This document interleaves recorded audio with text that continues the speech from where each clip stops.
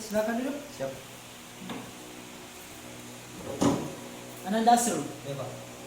Jadi begini nak, kemarin Bapak mendapatkan laporan bahwa Ananda Asrul di pagi hari kadang terlambat masuk kelas dan pada siang hari bolos. Apa benar?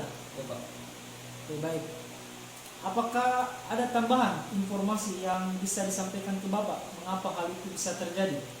Setiap pagi saya terlambat Pak karena pergi urus sapi Pak, dan pada jam terakhir saya sering bolos karena pulang kasih minum sapi Pak. Oh, jadi Ananda Asrul mengurus sapi. Ya Pak. Itu karena kenapa? Kebetulan orang tua saya sedang sakit Pak. Oh, orang tuanya sakit. Ya Pak. Oke, baik. Jadi Ananda Asrul bukan Bapak ingin membesar-besarkan masalahnya, kesalahannya, Bapak hanya ingin membicarakan kira-kira solusi apa yang bisa Ananda Asrul jalani supaya tidak melanggar tata tertib. Ananda Asrul masih ingat nggak keyakinan kelas yang pernah kita sepakati di awal semester? Masih Pak. Apa itu? Masuk kelas tepat waktu Pak. Masuk kelas tepat waktu. Oke, baik. Nah, kira-kira Ananda Asrul pukul berapa Ananda bangun, kemudian mengurus sapinya, kemudian berangkat ke sekolah biar tidak terlambat masuk kelas? 4:30 saya sudah bangun Pak, dan pukul 6:30 saya sudah berangkat ke sekolah. Ke sekolah. Oke, baik. Jadi Bapak yakin sebenarnya Ananda Asrul itu sebenarnya tahu apa yang harus dilakukan untuk tidak terlambat. Mungkin hanya karena tidak ada yang mengingatkan Ananda Asrul. Begitupun di siang hari. Yang membuat Ananda Asrul tidak kembali ke sekolah setelah mengurus sapi di siang hari apa? Karena sudah capek Pak. Sudah capek. Nah, jadi saya kira waktu Ananda Asrul bisa atur, tapi memang butuh perjuangan. Siap. Ananda Asrul tetap menjalankan keyakinan kelas dengan baik, mematuhi tata tertib. Di lain sisi, Ananda Asrul tetap bisa membantu orang tua. Membantu orang tua adalah hal pekerjaan yang mulia. Nah, tinggal bagaimana Ananda Asrul disiplin, tidurnya cepat, bangunnya cepat, mengurus sapi, dan memang itu butuh kerja keras.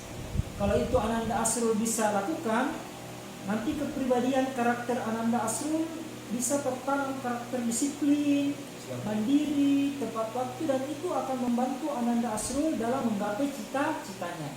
Ya, jadi mulai hari ini dan seterusnya bisa mungkin diterapkan. Siap, bisa. Bisa ya? Oke, baik. Silakan, mungkin itu dari Bapak sudah bisa bergaul kembali dengan teman-temannya di kelas. Silakan.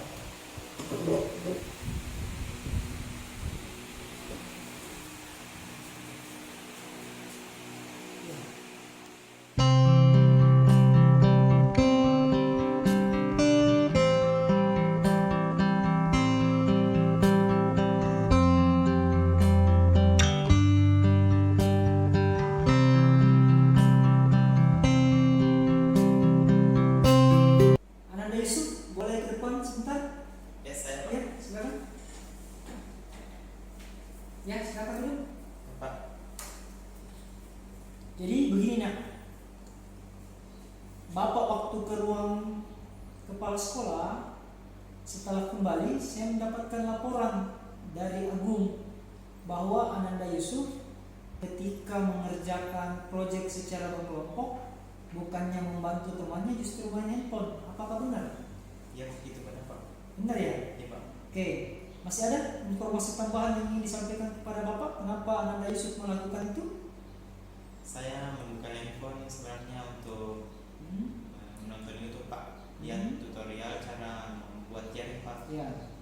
Tapi setelah itu ada notifikasi WA Pak.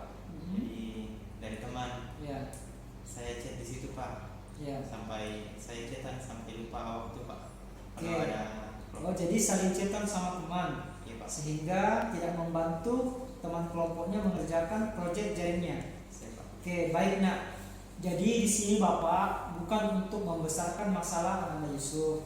Bapak hanya ingin membahas bagaimana supaya Ananda Yusuf tidak melanggar keyakinan kelas. Ananda Yusuf masih ingat nggak keyakinan kelas yang pernah kita sepakati di awal semester? Tidak boleh menggunakan handphone Terus? saat belajar, Ya. kecuali untuk keperluan belajar Pak. Oke.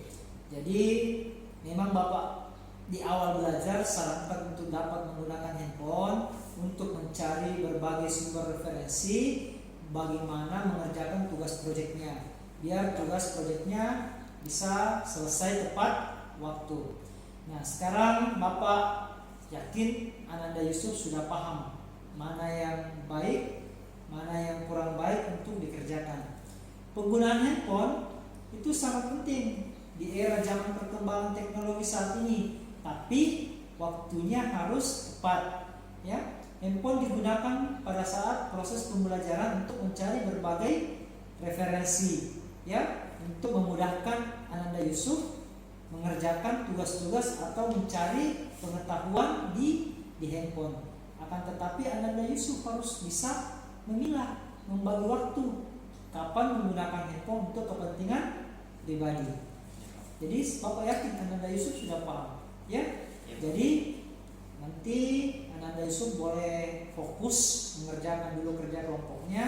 Nanti di jam istirahat baru bisa membalas notifikasi chat dari temannya. Sudah paham? Siap, Pak. Ya, paham ya? Nah, karena dengan seperti itu Ananda Yusuf bisa membagi waktu, maka Ananda Yusuf dapat menanamkan karakter kemandirian dalam diri Yusuf, menanamkan karakter disiplin, taat, patuh, mandiri, mengerjakan tugas dengan baik. Itu ya?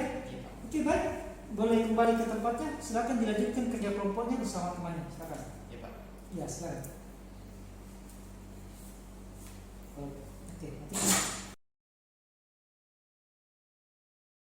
Faiz 11 Mengkapai setelah melihat Pak Irfan menerapkan tiga restitusi terhadap kasus pertama oleh Asrul dan kasus kedua oleh Yusuf, saya merasa senang dan terharu karena bukan hukuman dan sanksi yang diberikan, tetapi melainkan tetap menyemangati kami dan bagaimana kami mengetahui kesalahan kami sendiri, mengingatkan kami tentang keyakinan kelas yang telah disepakati dan memotivasi untuk lebih baik ke depannya.